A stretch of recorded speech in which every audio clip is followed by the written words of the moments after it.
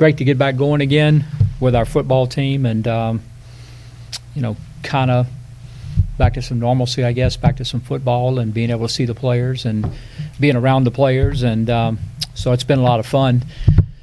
We know we got a tough task this week, obviously, with Lafayette. Really, really good football team and very well coached. And fortunately or unfortunately, I guess however you want to look at it, I've had a lot of time to watch them. And but just and have been impressed the whole time, and just seemed like I've become more impressed through the days and watching them play. I mean, offensive line's good. Of course, I mean, everybody knows about the running backs with Mitchell and Regis, and 21 gives them a little bit of a home run, an added home run shot. Let's say that, because the other two have always had it. And receiver-wise, I think they've done a phenomenal job. Their staff has, and they don't necessarily have the guy this year, but they spread it around, and guys contribute in a lot of ways at the receiving position. Plus, I mean, they're excellent blockers. However, to me, I mean, it all centers around Levi Lewis. I can't say enough good things about him. Having had a lot of time to study him and what he does each and every week. I went back and watched a lot of their stuff last year, and even watched some stuff from a couple years ago. And no doubt the game slowed down a lot for him last year, but I mean, it's come to a really slow this year and how he handles things, and he's just been a phenomenal player. Not only how he runs the offense and his accuracy, but if you go back and watch their games, I mean, every game he makes 2 or 3 plays. He extends 2 or 3 plays that are the difference in the games. And just so happened, I think there's a difference in our game last year. He extended a couple plays last year and took off running and made some plays that really helped them last year. So I can't say enough good things about him. Defensively, their front guys are really impressive. Zion Hill and I think Humphrey, 99. I mean, the 2 big guys in the middle, they force you to do some things in the middle. Joe Dillon and Manic, 17, are back. But I really am impressed with the way number 10, I think Andre Jones, I believe it is, has taken his game to another level this year. The weight he's put on and what he's been able to do. Linebackers are really good players, 2 and 7. Of course, he played against us last year, and so no surprise there. And then on the back end, they have solid players back there too. But I think, not to take anything away from anybody behind them, but if you can't handle those guys up front, and you can't try to, I say handle them, if you can't just try to get some ties up front and able to do some things with those guys, it's going to be a long night for you. Special teams wise, I mean, they already have a punt return for a touchdown this year and already have a kickoff return for a touchdown this year. So really good football team. Like I said, we're excited. I know I'm excited. I think coaches are to get back. It was a long couple weeks, and but to get back and not only to play in the practice, but I think as coaches, just being able to get back to having interaction with your players. I'm not talking about virtual interaction or on the phone. I'm talking about seeing them face to face and being able to really see how they're doing and what they need and certain things like that is it's been some fun for us. So, questions? All right, Coach, from Adam Hunsucker at the News Star, how confident are you that this game will be played Saturday? About as confident as I am in anything else.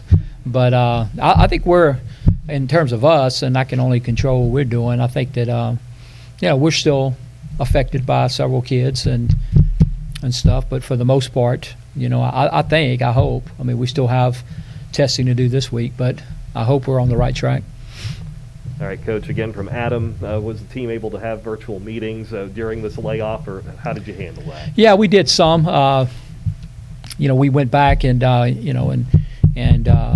did the whole Georgia State game. That was the first thing we did, virtually, and went back through the film and those types of things. And then, to be honest with you, in the beginning, it was going to be Louisiana Tech, and then and then when that got canceled, we've been able to do some, and but their plays and what they're doing and their personnel and things like that. But so some it helped once we found out. We thought for sure who we were going to play. Again, Coach, this from Adam Hunsucker. At this point, is this team starting over after the 2-week layoff, similar to the Army game, or how is this maybe similar or different? I don't know. I'm going to have to see. I think what is different in this time, however, is, we came back after the Army layoff, it was 95, 100 degrees. And we really had a hard time from a conditioning standpoint of getting the guys back and, and trying to decide how much was too much to start, yet we still got a game the next week and so on and so forth. Where at least in this case right now, Mike, I mean, I don't think the conditioning part is the issue, which, the issue is going to be the timing and getting back in a rhythm and doing those types of things. But at least we're not having, at least the last couple of days, we're not having to deal with the conditioning issues. Again, from Adam Hunsaker, will Jeremy Hunt start against the Cajuns? And if so, how has he handled being the starter? Yes, he'll start, and I think he's going to handle it good. The thing about Jeremy, if you've been around him, I mean, he's handled himself as a starter since the day he got here. And although he was the backup, but that's the way he's handled himself. But if you go back and look, I mean, so be his first FBS game to start. But, I mean, the guy started in a really good Division II league, and probably one of the better ones in the country, Division II leagues, and he was a starter. And then the Texas JUCO League is really good football, and he was the starter there. And so, I mean, that's kind of, he's used to that, I think, and used to the role and stuff. So, I think he'll handle that fine. Again, from Adam Hunsaker, Coach, will Garrett Common be the backup? Yes. And then finally from Adam, what are your biggest concerns with the layoff? I have a lot of concerns, and I don't know how they're going to shape out. And I guess only time will tell. So I don't want to be evasive with that question, but and I don't want some players to know some of the concerns I have. I'm sure they do too, but we'll have to see, because the thing there's been a lot different about this year, obviously, but I think the biggest difference for me, in stuff and doing is, the things that we're doing, I have no experience at. And, you like to get in front of your team and be able to give the message and be confident with the message, and this is the message, this is what we're doing. And, I mean, we're just trying to figure out things like everybody else is. I'm not complaining. I mean, everybody else is going through it too, but just trying to figure out things day to day. And that's the the biggest. I'm trying to control what I can control and do the best I can with the players. And it's just, sometimes when you're not as confident in the message as you would like to be in front of your football team, that bothers me. Have you ever been involved in a 3-week layoff like this, Coach? I went back and looked, and the last time ULM had it was in 2005 after Hurricane Katrina. Had to adjust some games partway through the season. Have you ever had this long of a layoff? We had a layoff when I was an assistant coach at McNeese after Rita. And but we got back together and did some stuff or whatever. But it was a different situation. I mean, we were off campus at another university and staying in a dormitory and doing all kinds of things like that. But this has been a little bit different, I think. Especially this time of the year. I mean, early in the year, you're kind of, and then I think that. But no, I haven't been through anything like this, and and just trying to figure it out as we go. It seems like an eternity since that Georgia State game, but Perry Carter kind of had his breakout game.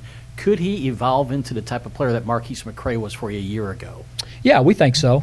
And, we got to give him the opportunities. And, we certainly have tried. But, yeah, we think so. I mean, Perry's a good football player. He's got that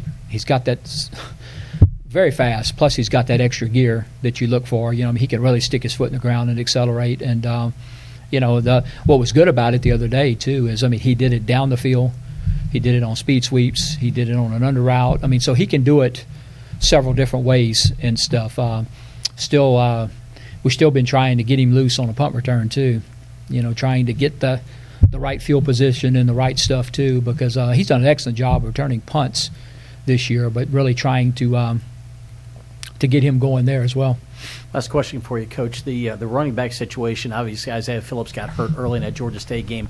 How's that situation right now, and how's the depth at that position? I don't know about Josh. That'll be something that we will go through as the week goes on. Isaiah's actually came back to practice and stuff, so he's taken part in what we did Saturday and Sunday out on the field, and which we practiced. we didn't go 2 hours, whatever, but we were out there hour and 15 minutes, hour and 20, and did some offense, did some defense, did some offense, did some 7-on-7, did some run drill stuff, and he took part in all of it, and looked fine.